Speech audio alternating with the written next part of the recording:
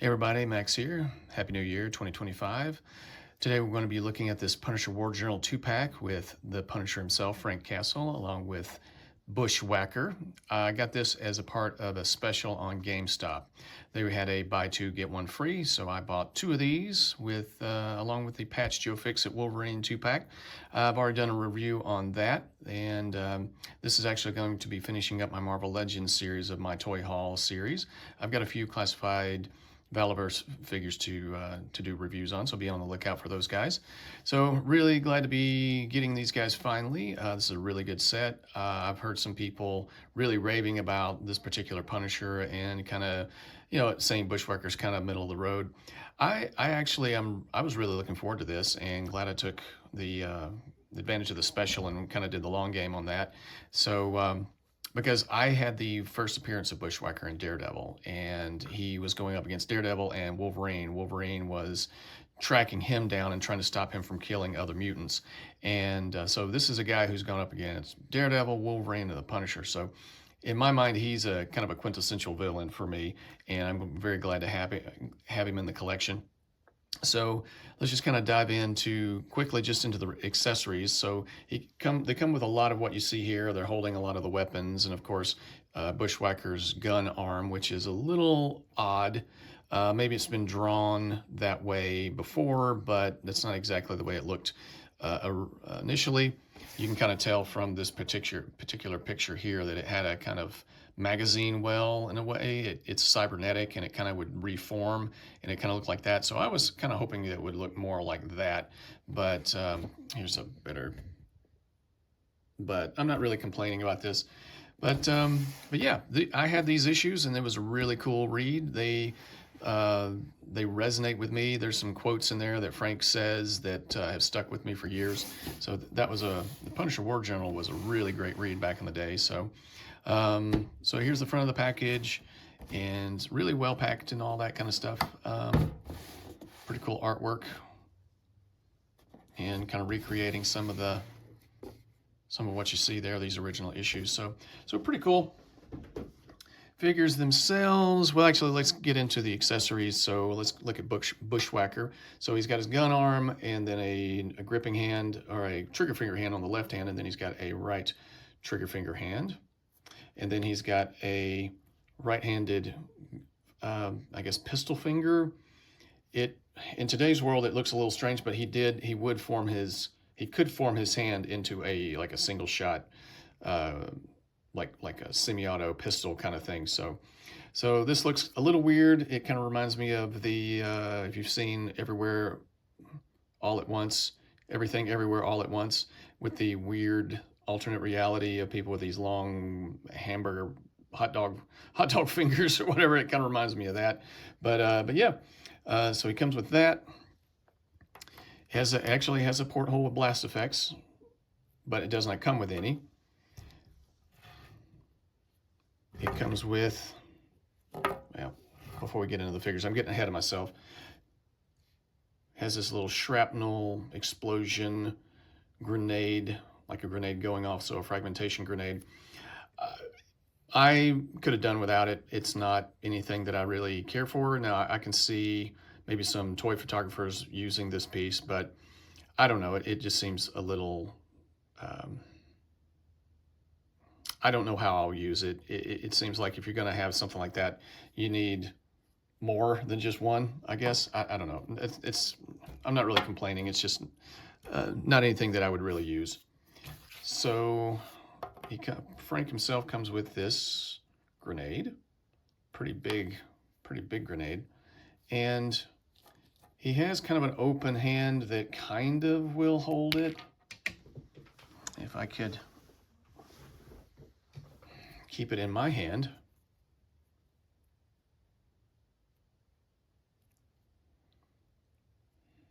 But it kind of is what it is. Maybe if you loop it around his thumb.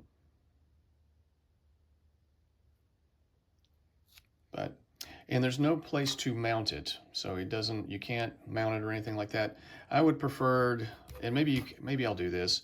You could probably heat this hand up and try and close the fingers around this particular grenade, and maybe it will hold its shape, hold it a little better. But as it stands now, it doesn't really hold it very well. So there's that. He has 2 trigger finger hands, 2 fists,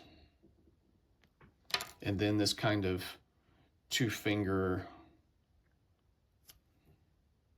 gesturing right hand. So he comes with that, so that's fine.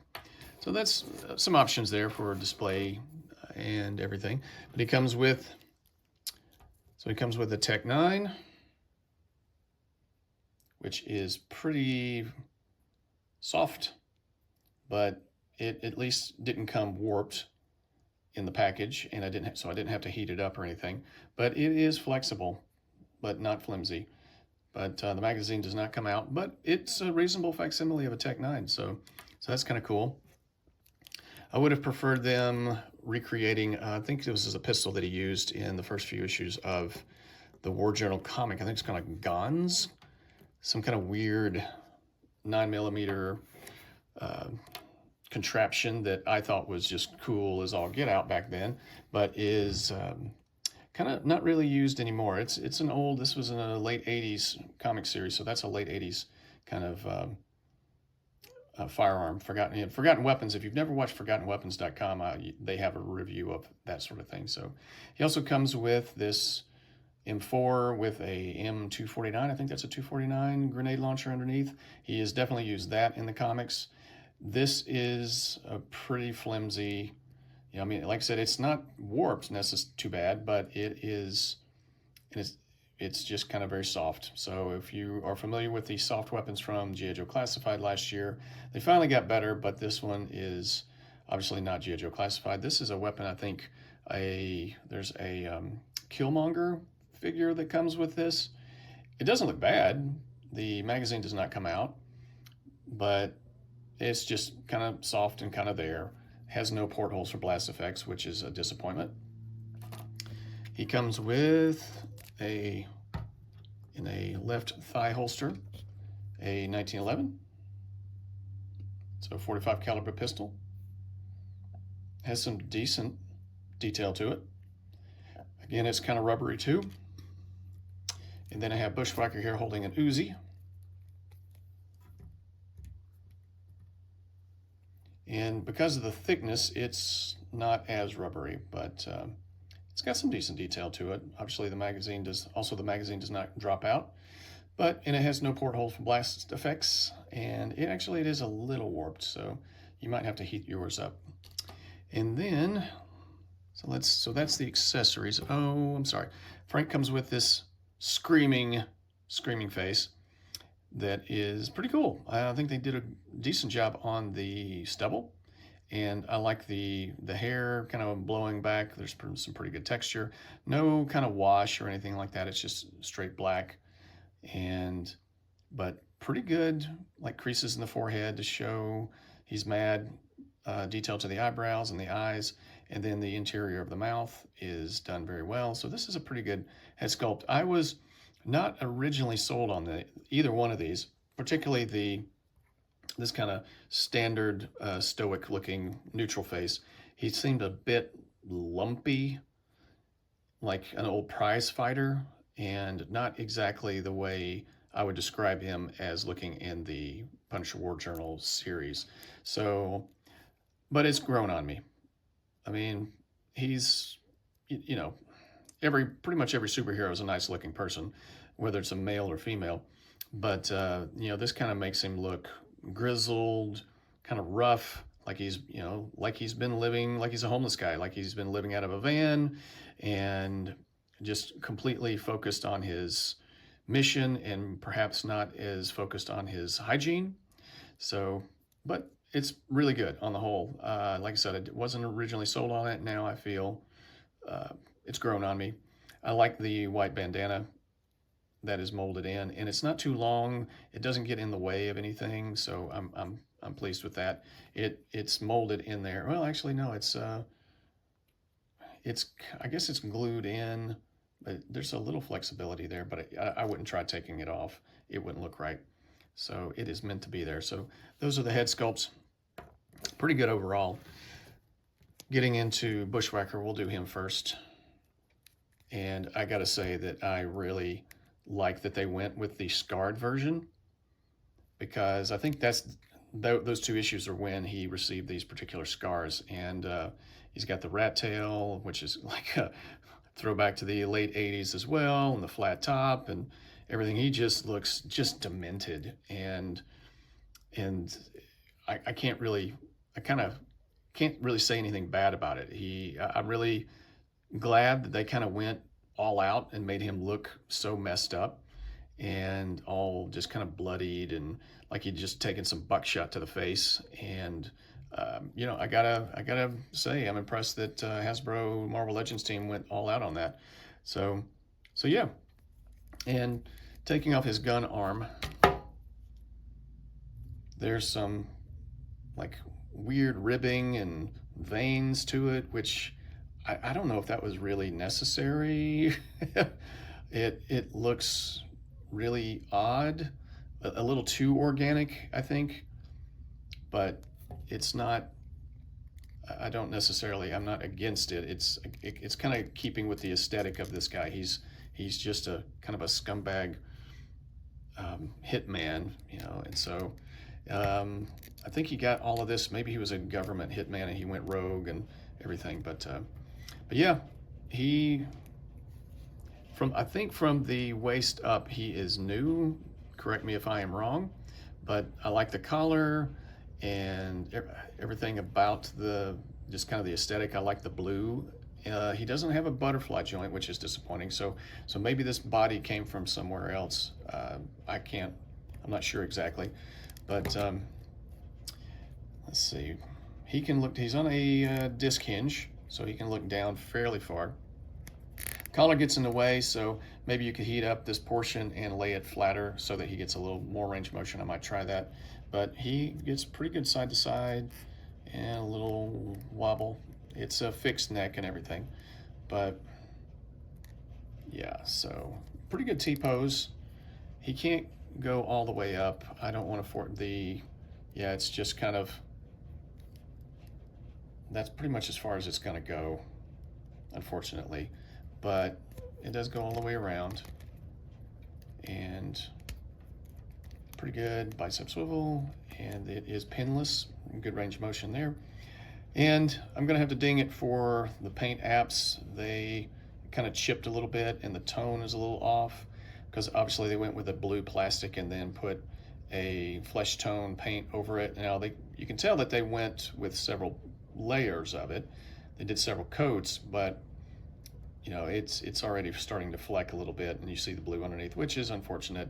I wonder if it might have been better to go with a flesh tone, you know, flesh tone plastic and then paint this blue, but then again, it might have rubbed off as you move it around, so I guess it's just kind of is what it is.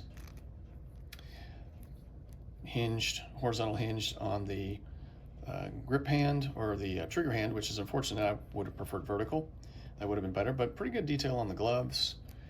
And you can, you know, obviously you can port, there's a stud on the inside so you can port into either hand, but I'm kind of a purist. He only had the right bionic arm. So I think his left arm was a normal human arm. So as far as I can recall, maybe in later stories he lost both arms, I don't know. But yeah, so you got that. And let me take this off just because it's kind of getting in the way. It has a ab crunch, and he goes forward that far. And he goes back not that far. And then he has waist swivel. And not great splits. He does not have drop down hips, but he kicks up that far.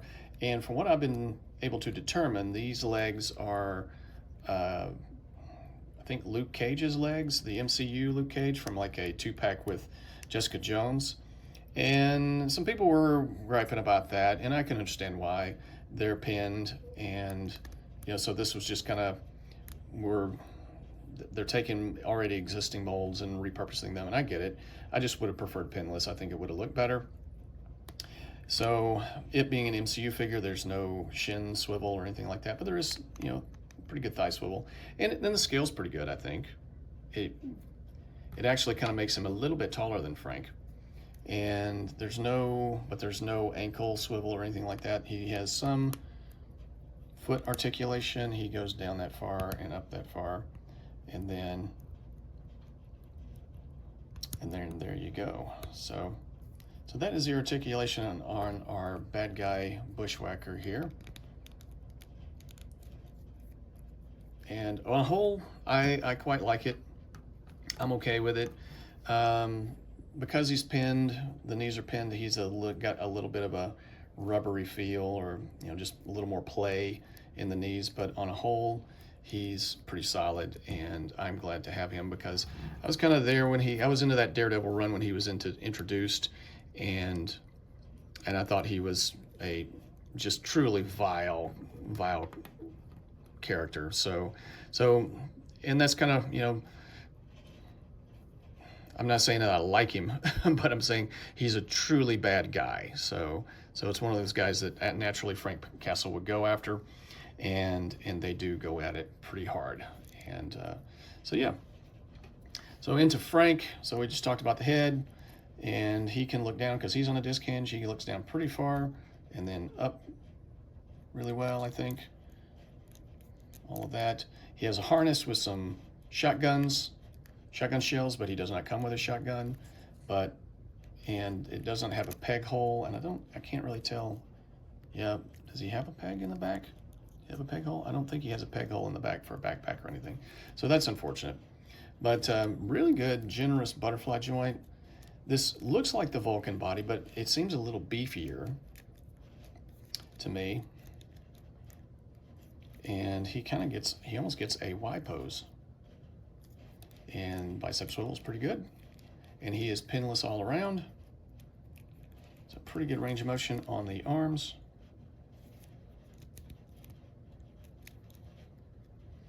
The trigger finger hands are vertical hinged, which is great. I don't know why they flubbed it on Bushwhacker, but they got it right on Punisher. I would have preferred some kind of maybe a dark blue coloring, dark blue to the gloves and the boots, or maybe just the traditional white. But in the War Journal, he was kind of all black, but they kind of did some cell shading to offset the different colors, or to kind of differentiate the gloves from the boots and the rest of the costume, that sort of thing. So that would have been kind of cool if they had done that. But he's pretty much just black plastic with some white paint. Punisher logo is pretty good. It's kind of got some scratches and detail there. Initially, when they released it, I thought that was a mistake, but it looks intentional. All the other figures seem to have it in the exact same places. So at any rate, he does have a pretty good diaphragm in terms of just the waist, the tilts, but these are supposed to be the skull teeth. These are supposed to be magazines for like some kind of specialized weapon, and they're a soft kind of rubbery plastic, and so there is some give there. He does have a reverse ab crunch down here, but it's kind of hard. Mine's really stiff, and I'm a little hesitant because I'm afraid it might damage or overly bend, and actually fold these things, and then we'll just be stuck that way. And it's kind of hard to see because this belt floats a little bit, but it seems to be, I don't know. It's got to be fixed somewhere, but there's a little give to it. But so maybe it's just mine, but it's not really. Yes, it has that reverse ab crunch, but it doesn't really do much because of this particular piece here. Kind of makes me wonder if it would have been better if they had just painted this in instead of having this there, because it just limits range of motion. But the belt has pretty good detail, as well as his harness and the painting on the shells and everything, but no particular wash or anything to kind of differentiate the colors. The legs, he gets pretty good splits. These are not drop down hips, and these legs, this hip joint is probably my biggest gripe with this figure, because it's like the joint itself is not secure as well. It kind of has a little bit of a wobble. And the thigh swivel on the right leg is kind of, when you move it, it kind of, you can see it has a little more of a gap when you move it around. It kind of reminds me of the right leg on the She-Hulk figure, where it makes me think there's a different style peg on this side to differentiate it from the left, so there's no confusion. And I don't like it because it's just more secure on this side. I like it. It fits a little more flush on the left and not so much on the right. So I may have to do a little repairs to maybe secure, maybe some super glue to secure this particular hip piece. And, so it's a little wobbly right there, as well as, as strange as it is, it's wobbly in some ways and overly tight in others. And so I actually had to put some lubricating grease down into these joints to kind of get the kick forward and kick side, that motion. And there you can see that gap a little bit better when you move the leg. I was kind of afraid I was going to end up really like ripping something or damaging something permanently, so I was just kind of used a little lubrication to make it better. Into the knees, kicks back that far, double jointed, and then the boot swivel. And there seems to be a little bit of a differentiation in color, like there's more of a matte, flat, and then more of a kind of a glossy look to the boots. So now that I see it in the light, yeah, there is some kind of differentiation, but I think I still would have preferred white on a whole. And he kicks down, his foot goes down that far, up that far, and generous rotating around. So yeah, other than this particular kind of wobbly hip right there, it's a fantastic figure. I'm really surprised that Hasbro gave us another Punisher, kind of given the kind of anti-gun climate that there seems to be in certain circles in our country. And and then he's kind of a problematic, modern problematic anti-hero that Marvel kind of wants to distance themselves. And there's some controversy over the most recent iteration of Frank Castle, where he was the hand of the ninja, or ninja whatever, leader of the hand, or whatever he was. That was an odd era, odd storyline. So that is Frank Castle. You've seen the weapons now. If you're unhappy with the weapons that it comes with, and you're not into classified series or Valaverse, I would recommend going on the Valaverse website and buying one of their weapons packs. So this is an example, they are much better manufactured. They are more solid. They're not rubbery. They're based more on real world stuff, and they have a lot of details, some blast effects as well. So there's some options for you. And just to kind of hang on, I'm going to pause the video for a second, and I'm going to show you some different ways to kind of trick out Frank here. So I'll be right back.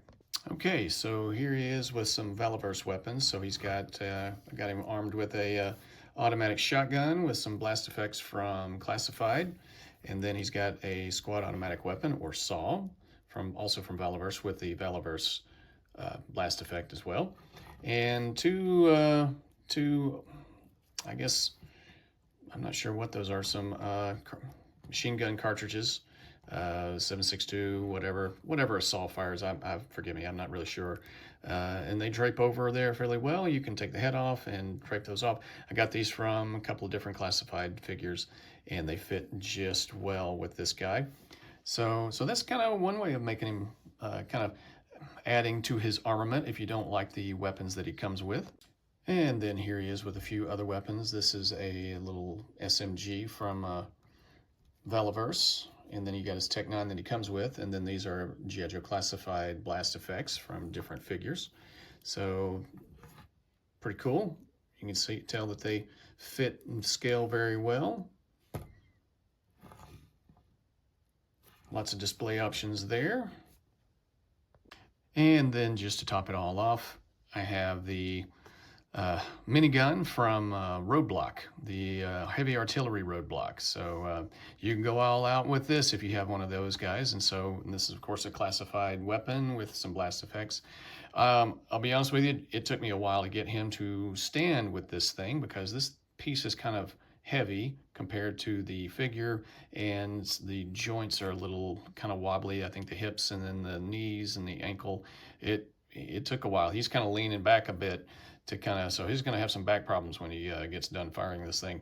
He has some back pain there, but yeah, there you go. You if you have any military 1/12 scale weapons, they will function very well with Mr. Frank here. So yeah, so he's a really cool addition to the collection. Oh, and let me just say this, that if you have any repulsor blast effects from any leftover Iron Man figures or any of these leftover effects, they port very well into the port for Bushwhacker. So he can have, you can show that he's firing. It looks pretty good. I like it.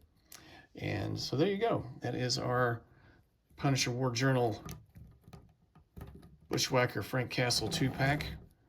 On a whole, I am pleased. Other than some minor gripes over the hips, I'll be honest with you, I might end up trying to swap out these legs with maybe a leftover Black Panther and then swap out the boots and everything. So I might try that. So I don't know if anybody else has had any issues with the hip with this particular figure or not, but it doesn't ruin the piece for me. It doesn't ruin anything. It's just kind of sometimes that happens. And so on a whole, I'm really glad that I've got a Punisher. However, I will tell you that I know that they will probably, with the new Daredevil Born Again series that's coming out later this month or later this year, I can almost guarantee you we're going to get a John Bernthal re-release of the Punisher. So I'm hoping that version will have pinless joints. So we will see. So if you're a Punisher fan, there may be another Punisher on the horizon for us. So, all right, guys. So I'm going to give these guys a warp factor of 8. I think as a whole, I think it's now take that back. I'm going to give it an 8.5. I think, yeah. I mean, it's kind of the sum, greater than the sum of its parts. I mean, from the waist up, this guy's like an 8. From the bottom, he's like a 7, like an 8.5, and then from the bottom, he's like a 7.5. So. Yeah, you know, it might sound, my rating system may sound a bit arbitrary, but I'm just going to say 8 for both of them. Let's just call it an 8, warp factor 8. And could it be a little better? Will I have to do a little tweaking here and there? Maybe.